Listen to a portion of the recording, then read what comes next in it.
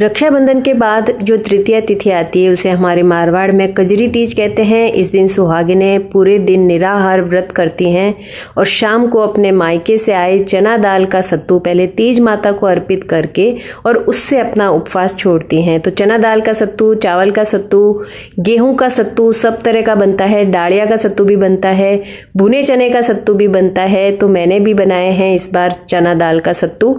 आपको आज दो तरह के बताऊंगी मैं। चना दाल का सत्तू जो दाल को धोकर, सुखाकर, भून कर बनाया जाता है। दूसरा है दालिया का सत्तू जिसे फुटाना दाल भी कहते हैं महाराष्ट्र में। तो मैं हमेशा अनपॉलिश दालें काम में लेती हूँ। तो एक बार इसे मैं धो लूँगी। वैसे अनपॉलिश दालों को धोने की ज़रूरत नहीं होती है, आप गीले सूती कपड़े से पोंछ कर भी सुखा सकते हैं, पर मैं इसे धोकर और सूती कपड़े पे सुखा दूंगी। पूरी रात मैंने पंखे के नीचे रख दी थी तो अगले दिन सुबह तक की बहुत बढ़िया सूख गई थी। आपके यहाँ बारिश ज़्यादा है तो आप धोएं नहीं, सीधा इसे गीले कपड़े से पोंछ के सुखा लें। अब आज मैं ये OTG में सेक रही हूँ दाल। तो मैंने OTG को पहले प्री हीट कर लिया था और उसके बाद जो OTG में, मेरे OTG में रोस्ट का ऑप्शन है, उसमें मैं इसे सेक रही हूँ। अगर आपको गैस पर इसे सेकने का देखना है तो 3 साल पहले मैंने वीडियो अपलोड किए थे। तीज के सातू के 2 वीडियो हैं वो, उसमें तीनों तरह के अनाज किस तरह सेकने हैं और फिर तीनों तरह के अनाज का सातू कैसे बनाना है, कितनी चीनी कितना घी, वो सब डिटेल रेसिपी है, आप वो जरूर चेक कीजिएगा। और ये देखिए दाल बढ़िया सी हमारी चना दाल भूनकर तैयार है। तो अब ज़्यादा क्वांटिटी थी इसलिए मैंने इसे आटा चक्की पे पिसवा लिया है। थोड़ा दरदरा पीसा है तो इससे मुंह में सत्तू चिपकते नहीं है। 1.25 किलो के बारे के लिए मैंने यहाँ पीसी हुई चना दाल 700 ग्राम ले ली है। उसमें बूरा शक्कर 300 ग्राम डाल दी है। थोड़ी सी इलायची कूट कर डाली है। पूरी तरह ऑप्शनल है, आप अगर नहीं डालते हैं तो ना डालें। सबका अलग अलग रिवाज होता है इसलिए बता रही हूँ, कोई कैसे बनाता है कोई कैसे बनाता है।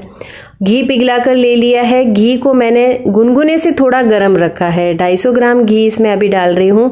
और फिर वैसे तो ये 250 ग्राम परफेक्ट है, लेकिन कम ज़्यादा घी का प्रमाण आपको बस डाल के चेक करना है। इसमें लड्डू बांध के देखेंगे, अगर अच्छी तरह से लड्डू बन रहा है तो ये घी परफेक्ट है, नहीं तो चाहिए तो और भी डाल सकते हैं। तो ये 1.25 किलो का प्रमाण है। इस प्रमाण में आप 1.25 किलो सातू या 12 या पिंडा जिसे कहते हैं वो तैयार कर सकते हैं। अब हमारे जोधपुर में तो ये इस तरह से सूखा नारियल होता है, उसको बीच में रखा जाता है पिंडे के बीच में। तो इसे पहले घी में डुबो लेंगे। अगर ऐसा नहीं किया ना, ऐसे ही सूखा ही डाल दिया तो ये नारियल सातू का सारा घी चूस लेगा। ये डाल के अच्छी तरह से कटोरदान में इसे थाप दिया है मैंने।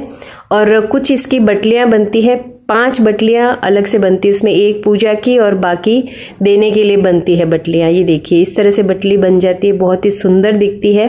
तो इस तरह मैंने इस बार पूरे 3 किलो चना दाल के सातू बनाए हैं। उसमें से 2 सवा किलो के बारे बने हैं, एक मेरा एक मेरी देवरानी का, और 2 आधा किलो के किए हैं मेरे सासू माँ का, और एक ऑर्डर का है, उनको कम चाहिए था इसलिए कम किया था। बाकी की मैंने बटलियां बनाई थी सबको देने के लिए। पूजा के बाद बटलियां देते हैं सबको। डेकोरेशन के लिए मैंने यहाँ पे चांदी का वर्क गोटे पे पहले थोड़ा लगा दिया है। ये पार्ट बिल्कुल ऑप्शनल है लेकिन अच्छा दिखता है थोड़ा। और जब बेटी को तो जब भेजा जाता है तो डेकोरेशन करके भेजेंगे तो बहुत अच्छा दिखता है। ड्राई फ्रूट्स का करेंगे, सिर्फ ड्राई फ्रूट्स का तो भी चलने वाला है, आगे आपको दिखा दूंगी कि और क्या कर सकते हैं। काजू बादाम के बीच में एक पिस्ता लगा दिया है। और हमारे जोधपुर में चांदी का सिक्का रखा जाता है। चांदी शुभ होती है इसलिए, कुछ लोग सोने का भी रखते हैं, आपके यहाँ जैसा रखते हैं वैसा आप रखिए। चांदी शुभ होती है इसलिए मैंने चांदी का सिक्का रख दिया। और लौंग लगा रही हूँ। मेरी दादी कहते थे कि बारे में लौंग और इलायची तो जरूरी होने चाहिए, लौंग बुरी शक्तियों को दूर रखता है इसलिए लौंग होना चाहिए। अब सबकी अपनी अपनी मान्यता है। अब ये देखिए मैं एक स्वस्तिक बना रही हूँ। स्वस्तिक का आपको अगर पता होगा तो स्वस्तिक को कभी भी बीच में से काटना नहीं चाहिए और बाहर से अंदर की तरफ ये बाकी लाइन स्वस्तिक की बननी चाहिए। ये तरीका इसे बनाने का। आप बताइए आप स्वस्तिक किस तरह से बनाते हैं? स्वस्तिक क्या शुभ, ये सारे जो साइन होते हैं, ये जो चिन्ह होते हैं शुभ चिन्ह होते हैं इसलिए करते हैं। अब आगे का पार्ट पूरी तरह से ऑप्शनल है। मैंने फूड कलर लिया है, रेड फूड कलर, लाल रंग का और हरे रंग का। अगर आप फूड कलर काम में लेते हैं तो करें, नहीं तो ये स्किप भी कर सकते हैं, पर दिखने में थोड़ा अच्छा दिखता है। और फूड कलर तो कुछ सेहत को नुकसान भी नहीं करते। थोड़ी केसर पानी में भिगो दी थी, उससे पहले गणेश जी को एक बिंदी लगा दी है केसर का टीका।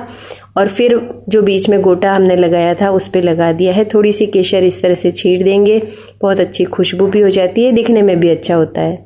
अब अगला एक ऑर्डर था, उन्हें डालिया का चाहिए था सत्तू, तो मैंने इस बार पहली बार ही बनाया है, पर सोचा आप लोगों को बता दूं कैसे बनाना है। तो डालिया को भी मैंने थोड़ा सा भून लिया था और फिर इसका दरदरा आटा पिसवाया। 1 किलो डालिया का आटा लिया था मैंने, उसमें मैंने 600 ग्राम जितनी बूरा शक्कर ली थी। थोड़ा सा इलायची पाउडर इसमें डाल दिया था। शक्कर को पहले छान लेंगे क्योंकि इसमें कुछ गुठलियाँ होती हैं ना, तो वो निकल जाएंगी। मैं तो पतंजलि की बूरा शक्कर काम में लेती हूँ, आप कौन सी लेते हैं बताइएगा। और घी मैंने गरम करके रख लिया था। यहाँ भी घी हमें बहुत गरम नहीं चाहिए, गुनगुने से थोड़ा गरम। तो 600 ग्राम मैंने घी गरम करके लिया है। इसमें भी थोड़ा थोड़ा करके डालेंगे और हाथ से पहले इस तरह से अच्छी तरह से सारी चीजें मिक्स कर लेंगे। दोनों हाथों से अच्छी तरह एक बार मिक्स हो गया तो फिर इसमें बचा हुआ घी भी डाल दिया है। तो यहाँ पे घी का कोई फिक्स मेजरमेंट नहीं होता है, आप थोड़ा थोड़ा करके डाल के देख लीजिए। लड्डू जब बनने लग जाता है तब समझ लें कि घी इसमें परफेक्ट है। ये देखिए लड्डू अच्छे से बन रहा है इसका। अब ये मेरा ऑर्डर का है सातू, तो 1.25 किलो का तो मैं यहाँ पे 12 करूँगी। जो कटोरदान में जमाएंगे तो 1.25 किलो वो मैंने निकाल लिया है और उसे डाल दिया है कटोरदान में। और अच्छी तरह से हाथ से इसे थापना होता है, पिंडा थापना भी बोलते हैं इसे हमारे यहाँ, आपके यहाँ क्या बोलते हैं बताइएगा। ये देखिए बढ़िया सा ये तैयार हो गया है। और बाकी की मैं यहाँ पे बटलियाँ करूँगी। तो इस बारे के साथ भी मुझे 5 बटलियाँ भेजनी थी, 1 पूजा की और 4 दूसरी, ऐसे करके। तो आपके यहाँ पे 12 कितना और बटलियाँ कितनी भेजी जाती है कमेंट में बताइएगा। सबका अलग अलग रिवाज होता है, तो एक नई जानकारी मिलेगी। अब इसमें गोटा नहीं होता तो बीच में सुपारी रखनी थी, वो रख दी। और मेरा ही एक डिज़ाइन क्लाइंट ने भेजा कि मुझे ऐसा डिज़ाइन इस पे चाहिए, वो मैं कर रही हूँ। तो जैसे मैंने बताया डेकोरेशन का पार्ट पूरी तरह से ऑप्शनल है, पर वो अच्छा दिखता है। और एक ये है कि हमारे यहाँ तो जैसे ये एक तो 12 होता है, चना दाल का 12 होता है बेटी के लिए, और जवाई के लिए होता है चावल का 12। उसके अलावा गेहूं के जो लड्डू होते हैं वो बच्चों के लिए होते हैं। आपके यहाँ क्या रिवाज है मुझे बताइएगा। अब फूड कलर मैंने यहाँ पे ले लिए हैं, उसमें घी थोड़ा थोड़ा मेल्ट करके डाल दिया क्योंकि पानी तो काम में ले नहीं सकते, वो रख दिया है। और बटलियों पे थोड़ा सा सिर्फ मैं बादाम ही इस तरह से काट के रख रही हूँ, ज़्यादा इसमें कोई डेकोरेशन करना नहीं है। और जो सत्तू का डेकोरेशन है उसके लिए सत्तू से ही मैंने इस तरह से पंखुड़ियाँ बनाई हैं, जो फूल बनाए उसके फूल और पत्तियां सत्तू से इस तरह से बना के, और जो कटोरदान में 12 तैयार किया था उसमें इसे अरेंज कर रही हूँ। और फिर इस पे कलर कर देंगे, जो हमने फूड कलर तैयार करके रखे हैं, घी में भिगो के रखे हैं, वो कर देंगे। पूरी तरह ऑप्शनल है, अगर आप नहीं खाते हैं ये कलर फूड कलर इसमें तो इसे स्किप कर सकते हैं। तो ये मेरे पूरे 5 घंटे की मेहनत है। 3 किलो चना दाल के मैंने 4 बारे बनाए, एक चावल का 12 बनाया है और एक डालिया का 12 बनाया है, और कुछ मैंने बटलियां बनाई हैं। तो ये वीडियो आपको पसंद आया है तो लाइक शेयर और कमेंट जरूर करें। तीज की पूजा के लिए तड़ई कैसे बनानी है, तीज की कथा क्या होती है, अगर जानना चाहते हैं तो कमेंट करें, मैं उस पर भी एक वीडियो जरूर बनाऊंगी।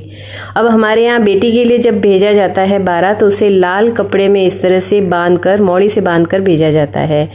तो आने वाली कजरी तीज की सभी सुहागिनों को अग्रिम शुभकामनाएं।